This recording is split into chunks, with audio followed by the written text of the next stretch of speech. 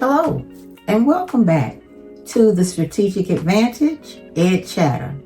We're chatting today about learning loss. You may recall that we introduced it on Monday, and we mentioned that this would be an actual series so that we can all have a clear understanding of what learning loss recovery is. I think we get that. But today we're going to be looking at some tenets of the recovery aspect of it all. You see, what we have is aftermath or the offshoot of the pandemic. Their learning was interrupted almost overnight, as we discussed. And now the whole process is to recover learning, unfinished learning. Some people call it interrupted learning. But the main thing is to recover it and then to move our young people forward. Okay, so as we get started, let me ask you to like this video. I'm going to charge you with one other thing. I want you to share this video. Then make certain that you turn on your notifications so that you'll see whenever we upload new content. Make sure that you subscribe to the channel. We really want you to be subscribers because we want you to give us your input and knowledge and expertise in addition to getting that we will share as we move forward. So without further ado, let's get into it. So today we're looking at some key tenets of learning loss recovery. Everybody's talking about, we've got to recover that learning loss, but what are we doing to actually do that? As importantly, what should be done to actually do that? First of all, the learning loss recovery focuses on a lot of the academic setbacks that the students experience, particularly after the COVID-19 pandemic. So then the first of the tenets that we will be looking at today is going to be targeted instruction and assessment. Now this is so very, very key. When we talk about targeted instruction, we're talking about instruction that is going to meet students where their deficits lie. I'm sure all of you have heard the term personalized learning. Well, that's how we personalize it, by doing the targeted assessments and making certain that our instruction is targeted to those areas of underperformance. All right, let's take a look at this. Personalized learning is going to allow for that tailored instruction, and it's going to meet the students where they are in the learning progression. So it's not going to continue to remediate, but rather it's going to accelerate.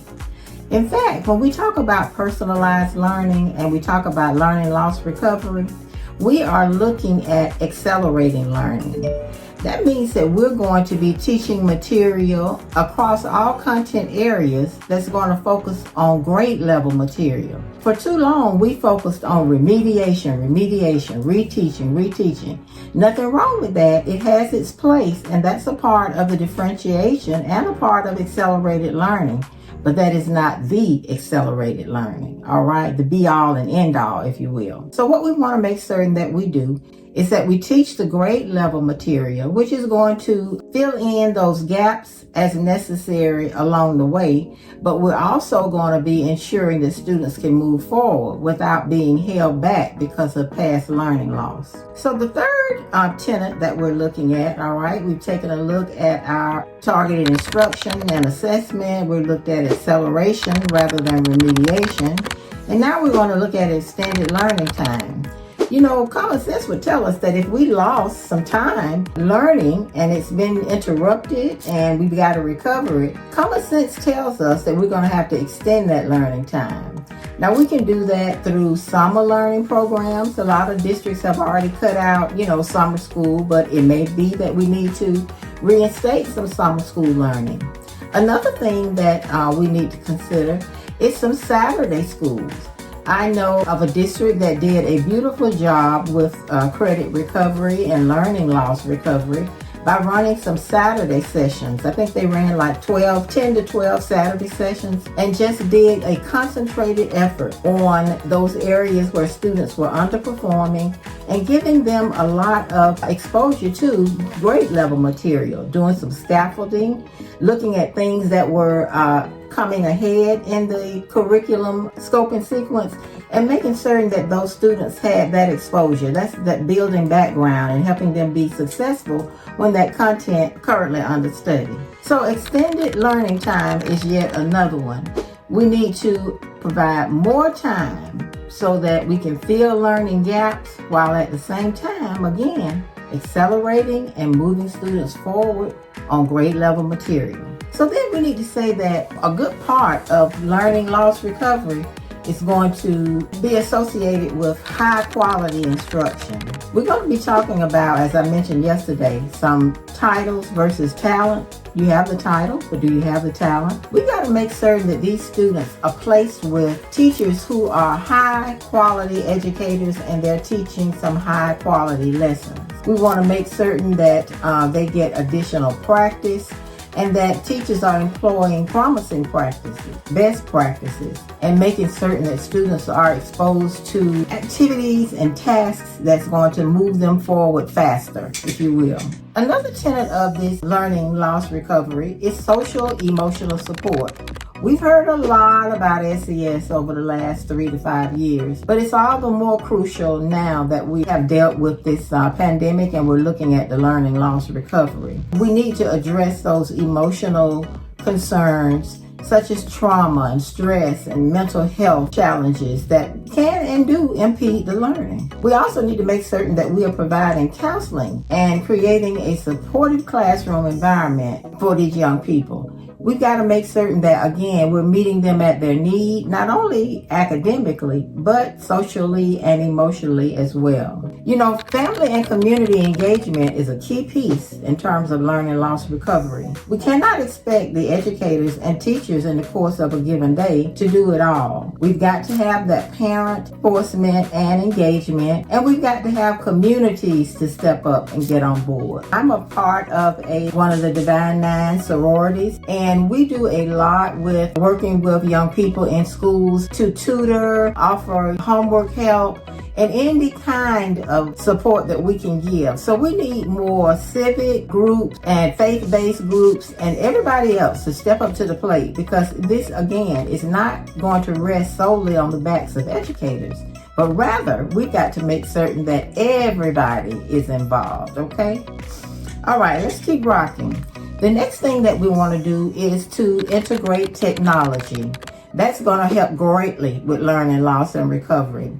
When we look at students having access to iPads, Chromebooks, and other one-to-one devices, that means that they don't have to wait for the teacher. We can use a number of computer-assisted instruction apps so that if I'm at a certain level and you're at a certain level, you don't have to wait for me to get where you are. You can keep moving forward and I can work independently and catch up to where you are and possibly go beyond where you are.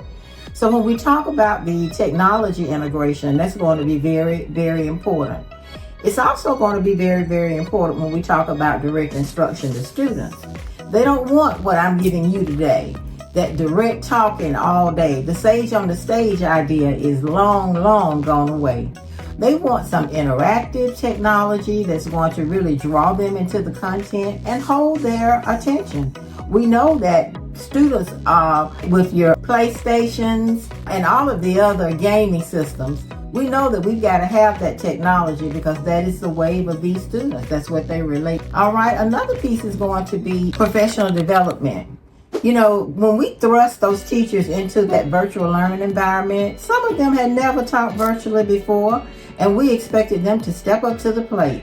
Well, I'm going to say to you that a lot of what we're doing with this learning loss and recovery is something that they have not dealt with either. What they have focused on primarily is that remediation piece, and we've already spoken to that. We've got to move from remediation to acceleration. In order for teachers to do that, they're going to have to be professionally developed. We cannot assume that they're going to be able to do it just because we're asking it of them. So professional development is going to play a very, very key role as it relates to learning loss and recovery. Teachers need to understand how to give assessments appropriately and how to use the data from those assessments to inform their instructional practices in support of student learning. They're going to have to be able to, yet another tenet we're looking at, focused interventions. And a lot of people call them equity-focused interventions. That's because we're going to have to prioritize our support for students who were disproportionately impacted during learning loss. In other words, like those of a low socioeconomic background. Some of them didn't have, as I said, the Wi-Fi, or some of them, are dealing with utilities that have been turned off. We have to look at the big picture and make certain that we cover all bases and support students where they are. So low-income students were disproportionately impacted with this because of the pandemic. English language learners who needed those direct instruction from their teachers. Students with disability, special needs students, were disproportionately impacted. And we've got to make certain as we go forward that recovery is all inclusive, again, meeting kids where they are. So what I've shared with you today, these 9 tenets, is going to be so very important as you move forward with your learning loss recovery. These tenets will work in concert to close those achievement gaps that was caused by the interrupted learning. And then it's going to foster both academic and emotional resilience in students. Make certain that you drop a few comments on what we've shared today.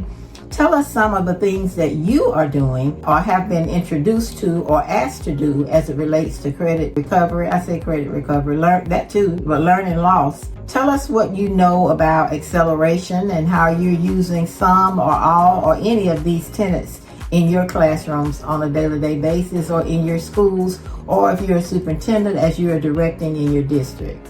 Okay, again, thank you so much for joining us on EdChatter. This is the platform by which the Strategic Advantage will share information that's all things K-12. We are wanting to make certain that we get them and anchor them and give them, again, that academic and emotional resiliency so that when they go on to college or whatever their post-secondary options are, they can be successful. Again, thank you. Like this video, share this video, turn on those notification bells, and put us 1 or 2 things in the comment. I'll respond, and there'll be others who are responding too. We got to stay in the high algorithm so that we can drive this information out there. We're going to know that it's going to be helpful to teachers, everybody really, educators across the gamut, but it's also going to help parents and community to see how they can be involved as well. All right, so hey, let's look forward to Friday's session that will be coming on at 12 noon on Friday. And we will probably have another later session on Friday to sum up everything that we've talked about this week. And we may very well have an expert on who can give us some additional information and entertain questions. So in other words, we will come back again on Friday at noon, as we had already said. But I'm thinking there's going to be another session about 7 o'clock on Friday that will be a live session where you can ask questions, give feedback in real time, and help us continue to get the word out that learning loss or recovery should be on the forefront of our minds and at the top of our agenda, so that we can fill those gaps and move our young people forward.